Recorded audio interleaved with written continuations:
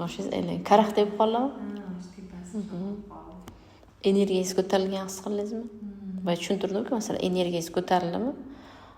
Sizda ana shu katta pullar bilan ketayotgan oldi berdilar, hammasi joyiga tushadi. Vibratsiyangiz ko'tarilishi kerak. Angladingizmi? Bu konsultatsiyalar nimalar angladingiz?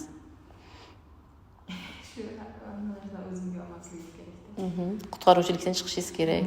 Hammaga yordam berish degan narsadan chiqishingiz kerak. Hammaga yordam beryapsiz, lekin sizga kerak paytda kim yordam beryapti? Hech kim bermaganda endi angladingizmi? Siz qutqaruvchi emasligingiz, Alloh bergan ular tajribasidan o'zlari o'tish kerakligini tushundingizmi? Aslida nima turgan bo'ladi?